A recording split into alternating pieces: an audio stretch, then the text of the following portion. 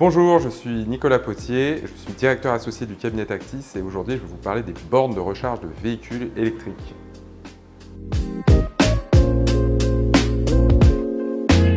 Alors les enjeux de déploiement de la borne IRVE, c'est réussir l'électrification du parc de véhicules.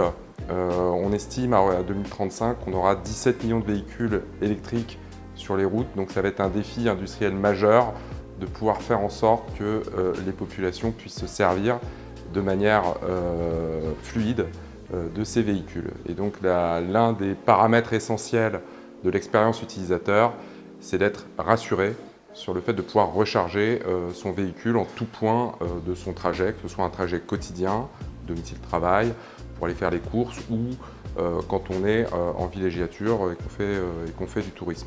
Donc l'intérêt principal de ces bornes, c'est de réussir ce grand mouvement historique du passage de véhicules thermiques à essence à des véhicules 100% électriques. Et ça, c'est un effort qui va être suivi tout au long de la décennie. Ça s'inscrit dans une logique de transition écologique et de décarbonation de l'économie. C'est également un sujet essentiel de pouvoir d'achat.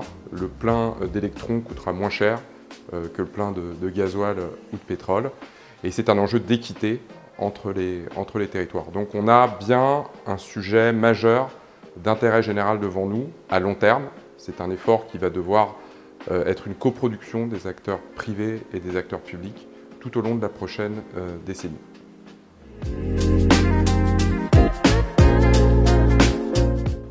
Alors, pour bien construire sa stratégie, il y a plusieurs ingrédients de succès.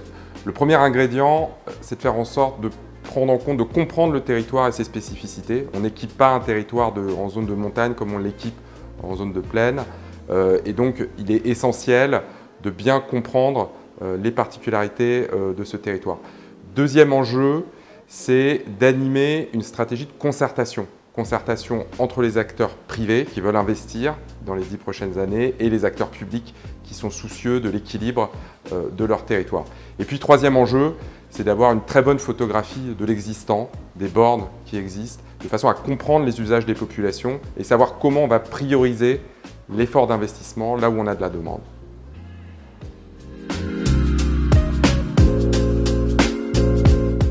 Le modèle économique des infrastructures de recharge de véhicules électriques, il est très contrasté selon les choix de puissance qu'on va opérer.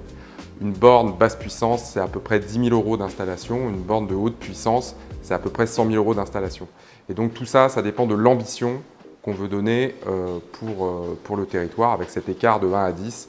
Et donc quel type de borne pour quel type d'usage sur les territoires. Alors la bonne nouvelle, c'est qu'on a des aides importantes au niveau national, notamment le programme Advenir qui flèche une enveloppe d'une centaine de millions d'euros à horizon 2023 et des dispositifs de soutien d'Enedis, notamment sur le raccordement au réseau électrique. Et tous ces mécanismes de soutien peuvent être enclenchés à partir du moment où un schéma directeur IRVE existe.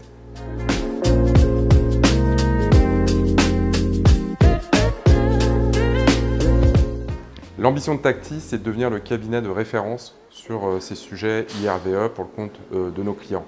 On accompagne nos clients sur 3 aspects essentiels. Le premier, c'est la connaissance de la data sur l'usage de ces bornes de recharge qui nous permet d'avoir le bon diagnostic pour proposer le bon plan stratégique.